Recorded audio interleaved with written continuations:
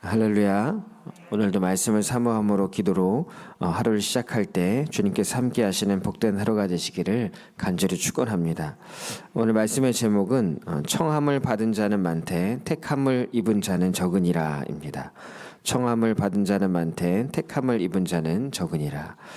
오늘의 복음서 읽기는 마태복음 22장부터 24장까지의 말씀입니다. 22장에서는 오늘 본문 말씀인 혼인잔치의 비유, 또 이어서 가이사에게 세금을 바치는 문제, 그리고 사랑이 가장 큰 계명을 이라는 것을 주님께서 말씀하십니다. 또 23장에서는 서기관들과 바리새인을 꾸짖으시는 말씀을 하신 후에 또 24장에서 마지막 때에 대해서 말씀하십니다. 이 모든 말씀을 짧게 이야기하면 때가 가까웠으니 회개하고 하나님의 말씀, 복음을 받아들이라는 것입니다. 예수님은 여러 가지 비유를 통해서 천국에 대한 가르침을 주시고 또 그 말씀을 듣는 사람들이 소망 가운데 살아가기를 원하셨습니다. 그러나 이 말씀을 듣는 사람들은 저마다 그리는 천국이 따로 있었습니다. 사두개인과 같이 부활을 믿지 않는 사람들은 영생의 개념이 없었기 때문에 이 땅에서 누리는 것에 관심을 가졌습니다. 이미 그들은 큰 힘과 부를 갖고 있었습니다. 그들에게는 이 땅이 곧 천국이었습니다. 또 바리새인들은 자신들이 의롭다고 생각했습니다. 그래서 그들이 하는 모든 일들은 하나님 안에서 바르다고 생각했습니다. 자신이 기준이 곧 하나님의 기준이었고 자신들이 하는 일이 곧 하나님이 하시는 일이었습니다. 그들은 로마의 지배에서 벗어나서 정치적인 자유를 얻는 것이 곧 천국이었습니다. 또 일반 사람들, 가난과 여러 가지 삶의 문제 가운데 있던 사람들에게는 배불리 먹고 편안하게 사는 것이 천국이었을 것입니다. 그러나 우리 주님께서 말씀하신 천국은 어느 한 부류만 기뻐할 수 있는 곳이 아니었습니다. 어느 한 부류만 누리는 곳도 아니었습니다. 잠시 누리다가 사라질 것도 아니었습니다. 예수님은 기존의 인간적인 상상으로는 생각할 수도 없는 완전한 새로운 개념의 천국을 말씀하고 있습니다. 그곳은 부족함이 없으며 차별과 억압도 없습니다.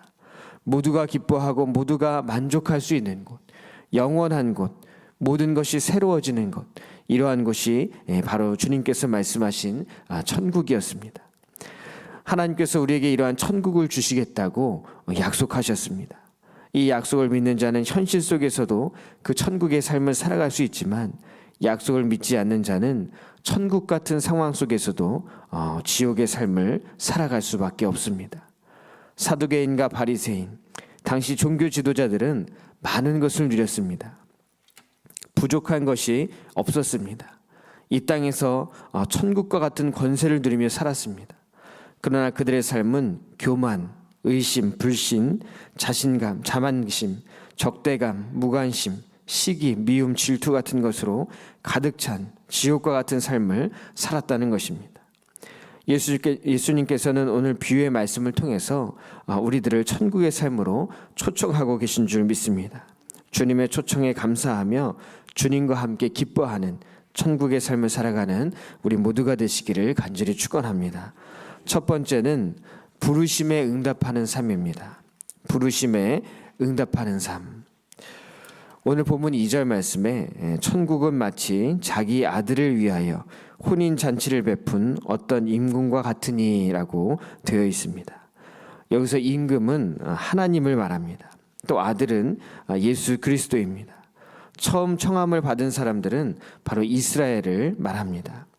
임금이 아들을 위해서 혼인잔치를 준비하고 그 잔치에 사람들을 청하였는데 그들이 오지 않았다는 것은 이스라엘 민족이 하나님의 약속을 받아들이지 않고 불순종했다는 것을 말합니다. 임금은 다시 종을 보내어 혼인잔치에 대해서 알려줍니다. 오찬을 준비하였고 소와 살찐 짐승을 잡고 모든 것을 갖추었다라고 말합니다. 당시 혼인잔치에는 며칠간 계속되었는데 그 시작을 알리는 것이 첫날의 오찬이었습니다. 가장 풍성한 잔치였습니다. 이 잔치를 잘 준비했으니 꼭 오라는 임금의 요청이었습니다. 그러나 그들은 종을 보내 다시 초청한 이 왕의 호의에 대해서 돌아보지도 않고 한 사람은 자기 밭으로 한 사람은 자기 사업을 위해 갔습니다. 사실 임금의 잔치에 초청받았다는 것은 대단한 영광입니다. 그런데 왜 그들은 임금의 초청에 응하지 않았을까요? 그 이유는 더 이상 임금을 임금이라고 생각하지 않았기 때문입니다. 즉 이스라엘 민족은 더 이상 하나님의 약속과 하나님께서 준비해 놓으신 것들에 큰 매력을 느끼지 못했습니다. 지금도 잘 살고 있는데 굳이 천국을 소망할 이유가 없다는 것입니다.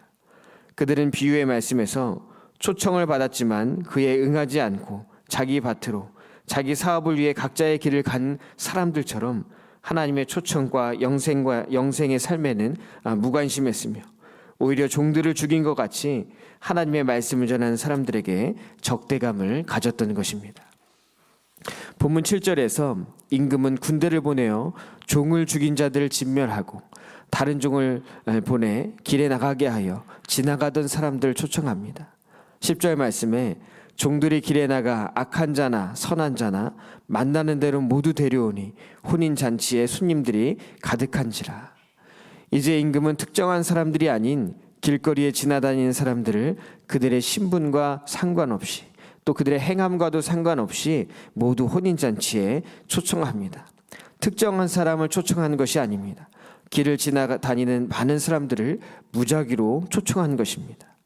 이 말씀은 이제 천국은 이스라엘 민족만의 것이 아니라는 것입니다. 천국은 모두를 향해 열려져 있는 곳입니다. 그리고 그것은 인간의 공로로 가는 것이 아니라 하나님의 은혜로 가는 곳입니다. 이것이 존 웨슬리 목사님이 말하는 선행 은총입니다. 우리보다 앞서 하나님께서 먼저 행하신 은총이라는 것입니다.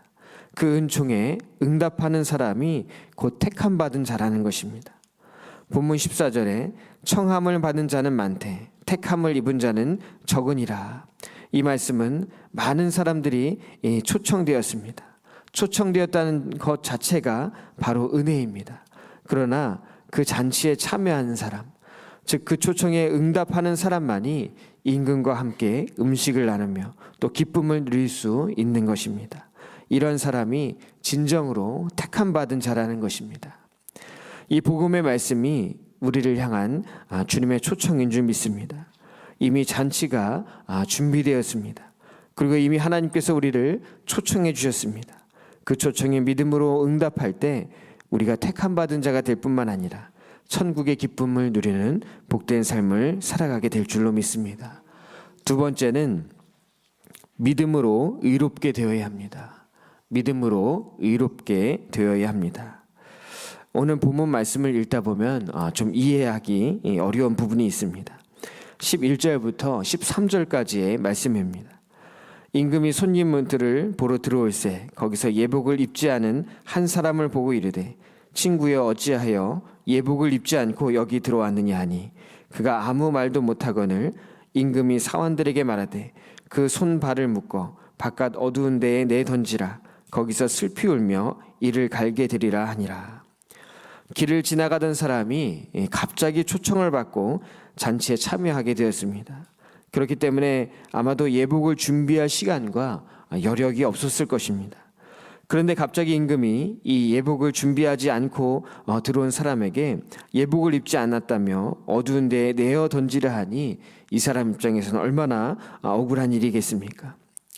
그런데 당시 시대 상황을 살펴보면 중동에서는 잔치를 준비할 때 음식뿐만 아니라 초청된 사람들의 예복까지도 준비했다고 합니다.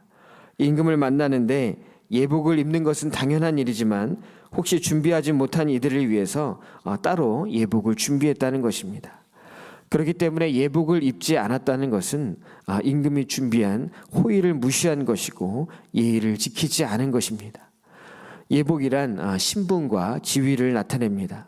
아무나 왕의 옷을 입을 수 없었습니다. 그러나 자격 없는 사람도 왕이 준비한 옷을 거쳤다면 그 사람은 왕과 관련된 사람이기 때문에 특별한 지위와 자격이 부여되었습니다. 잔치에 초청된 사람들을 위해서 준비된 예복은 그들의 지위와 또 신분과 상관없이 잔치를 베푸는 주인과 특별한 관계라는 것을 말해주는 것이었습니다. 그러므로 왕에게 초청되었다면 준비된 예복을 입어야 합니다. 나의 부족함을 가려줄 예복, 내가 택함 받은 자라는 것을 드러내줄 수 있는 예복을 입어야 한다는 것입니다. 여기서 예복이란 믿음을 의미합니다. 로마서 13장 14절에 오직 주 예수 그리스도로 옷을 입고 라는 말씀이 있습니다. 천국으로 초청된 사람은 모두 예수 그리스도의 새 옷을 입어야 합니다. 믿음으로 의롭게 되는 것을 말합니다. 우리는 모두 더러운 죄인이지만 그리스도의 새 옷을 입을 때 우리는 의로운 존재가 되는 줄 믿습니다. 그러므로 우리는 하나같이 자격 없는 사람이지만 예수 그리스도의 옷을 입고 믿음으로 새롭게 되는 은혜가 있어야 할 줄로 믿습니다. 많은 사람들이 초청을 받았습니다. 이것이 은혜입니다. 그런데 초청을 받았다면 그 초청에 응답해야 합니다. 더 나아가 예복을 입는 것, 즉 믿음으로 새롭게 될 때 더욱더 복된 삶을 살아갈 수 있게 되는 줄 믿습니다. 존 웨슬리 목사님은 우리를 은혜로 불러주신 하나님께서 우리를 의롭게 하시며 성화되게 하시는 은혜를 주실 것이다 라고 이야기했습니다. 즉 하나님은 천국 잔치에 참여할 수 있도록 우리를 불러주셨을 뿐만 아니라 그 안에서 함께 기뻐할 수 있도록 예복도 준비해 주셨습니다. 우리는 하나님께서 준비해 주신 그 예복을 입을 때, 즉 믿음으로 살아갈 때 천국의 삶을 살아갈 수 있다는 것입니다. 당시 바리새인들은 구원을 위해서 뭔가 의로운 행동이 필요하다고 생각했습니다. 남들에게 보여지는 모습이 진짜 신앙이라고 생각했습니다. 그러나 주님께서는 의로운 행동이 아니라 믿음으로 주어지는 천국에 대해서 말씀하십니다. 믿음이 있다면 내가 의로운 행동을 해서 의로워지는 것이 아니라 주님이 우리를 의롭다 인정해 주실 때 우리가 의롭게 되는 줄 믿습니다. 그러기에 구원뿐만 아니라 성화의 삶도 나의 노력이나 나의 행함으로 인한 것이 아니라 바로 주님께서 우리에게 주시는 은혜인 줄 믿습니다. 준비된 예복을 입는 믿음, 즉 그리스도로 옷 입는 삶, 믿음으로 의롭게 되는 삶을 살아가는 우리 모두가 되기를 간절히 축원합니다. 세 번째는 현실적인 고민들을 극복해야 합니다. 현실적인 고민을 극복해야 합니다. 오늘 본문 말씀 이후에 나오는 말씀을 계속해서 읽어보면 왜 예수님께서 당시 이스라엘을 임금의 초청을 거절한 것으로 비유했는지 알 수가 있습니다. 그들에게는 현실의 문제가 중요했기 때문입니다. 천국을 바라보는 신앙이 아니라 현실에 안주하는 사람들이었다는 것입니다. 예수님께서 천국에 대한 여러 가지 이야기를 비유로 말씀하시고 또 바리새인과 사두개인, 헤롯 당 등이 그 이후에 예수님을 찾아옵니다. 그들은 호의적인 것처럼 예수님께 질문하지만 사실 그들은 정말 궁금해서가 아니라 예수님을 함정에 빠뜨리려고 질문을 한 것입니다.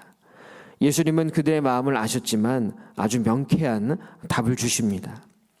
사실 그들이 던진 이 질문들은 오늘날 살아가고 있는 우리들의 현실적인 질문이기도 합니다. 첫 번째 질문은 바로 세금에 관한 것이었습니다. 바리새인과 같은 사람들은 민족적인 자존심이 있었기 때문에 로마 정부에 세금 바치는 것에 대해서 부정적이었습니다. 그러나 사두개인들은 정치적이고 권력 지향적인 사람들이었기 때문에 로마 정부에 세금 바치는 것에 찬성했던 자들입니다. 이들 사이에서 예수님이 어떤 결정을 내리시던 공격을 받을 수밖에 없는 상황이었습니다. 그런데 예수님은 22장 21절 말씀에 가이사의 것은 가이사에게 또 하나님의 것은 하나님께 바치라고 말씀하십니다. 예수님께 찾아온 사람들 중에는 정치적인 이해관계에만 생각하는 사람들, 또 정치적인 또 사람들뿐만 아니라 종교적인 신념에만 또 사로잡힌 사람들이 있었습니다. 그들은 자신이 생각하는 한쪽으로 치우쳐져 있던 사람입니다. 그러나 종교적인 신념이 강하다고 해서 그들이 하나님을 잘 섬긴다고 이야기할 수는 없습니다. 왜냐하면 그들은 자신들의 신념을 지키는 것에만 집중했지 실제로 하나님을 잘 섬긴 것은 아니었습니다. 그들은 논쟁에만 집중했지 실제로 그들의 신념대로 사는 것에는 관심이 없었습니다. 사실 그들은 세금을 내고 싶은 마음도 또 하나님께 자신의 것을 바치고 싶은 마음도 없었습니다. 그저 예수님을 함정에 빠뜨리고 싶었을 뿐입니다. 우리도 삶 가운데 세상과 또 하나님 사이에서 갈등할 때가 있습니다. 그런데 자세히 들여다보면 세상도 하나님도 아닌 자기 자신만을 생각하는 이기심으로 충만할 때가 있다는 것입니다. 자신의 이익을 따라 때로는 세상 편, 때로는 하나님 편에 선다는 것입니다. 주님께서는 이러한 외식적인 삶을 비판하신 것입니다. 이제 사두개인들이 예수님께 부활에 대해서 묻습니다. 그들은 부활을 부정하는 사람들이었습니다. 왜냐하면 그들은 모세 오경만을 성경으로 생각했는데 거기에 부활에 대한 기록이 없다는 이유에서였습니다. 그래서 난해한 질문을 예수님께 합니다. 당시에 형사취수제라는 관습이 있었는데 유산 상속이 아들을 통해서 이루어졌기 때문에 만약 결혼한 형제가 아들 없이 죽으면 유산 상속을 위해서 형수와 결혼하여 아들을 낳도록 해주는 관습이었습니다. 사두개인들은 만약 부활이 있다면 이 여인은 누구의 부인이 되느냐는 물음이었습니다.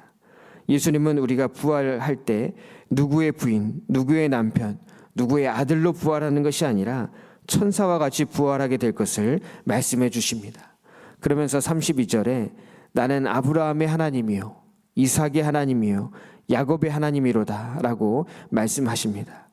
하나님은 아브라함의 하나님이었고 이삭의 하나님이었고 이렇게 과거형으로 쓰여지지 않고 아브라함의 하나님이요 이삭의 하나님이요 라고 쓰여진 것은 하나님은 이미 죽어버린 사람들의 하나님이 아니라 살아있는 자들의 하나님이라는 것을 말씀하고 있는 것입니다. 부활을 믿지 않는 자들은 이 세상이 끝이라고 생각합니다. 그래서 탐욕적이고 이기적인 삶을 살아갑니다.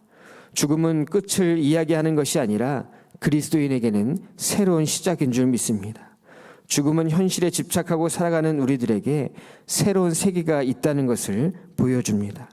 그리고 우리는 부활에 대한 소망을 통해서 현실에 집착하는 삶이 아니라 참된 자유와 평안 가운데 은혜로 살아가게 되는 줄 믿습니다. 이어서 한 율법사가 예수님을 찾아와 율법 중에 어떤 율법이 가장 큰지 묻습니다. 이 율법사들은 전통을 따라서 365개의 부정적인 명령과 248개의 긍정적인 명령을 갖고 어떤 것이 우선순위인지를 정하는 일들을 했습니다. 그리고 그것을 알고 있는 것이 곧 권위가 되었습니다. 그러나 예수님께서는 계명의 우선순위가 아니라 하나님 사랑과 이웃 사랑에 대해서 말씀하시며 이 두 계명이 함께 연결되어 있음을 말씀하십니다. 우리는 자신의 경험과 또 지식에 비추어 무엇이 중요한지 우선순위를 정하며 살아갑니다. 그리고 내 기준이 항상 옳다고 생각합니다.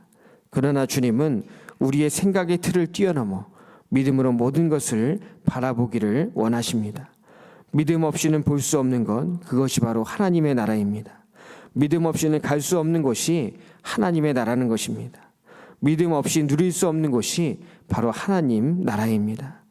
혼인잔치에 우리를 초청하신 하나님은 우리가 현실적인 문제 가운데 죽음의 삶을 살아가는 것이 아니라 이 땅에서 천국을 바라보며 참된 생명을 취하는 복된 인생이 되기를 바라시는 줄 믿습니다.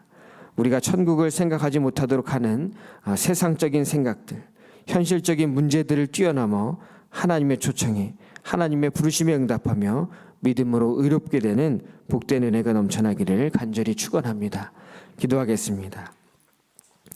살아계신 주님은 이미 우리들을 천국으로 초청하시고 천국의 삶을 살기 원하신 줄 믿습니다.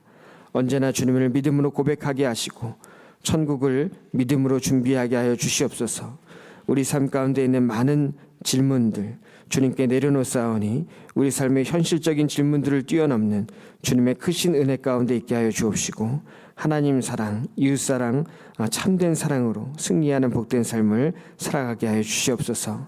오늘 이 시간 간절한 손들과 함께 드린 귀한 예물이 있습니다. 이 예물에 복 주시되 하늘에 속한 신령한 복과 땅에 속한 기름진 축복이 넘쳐나게 하여 주옵소서.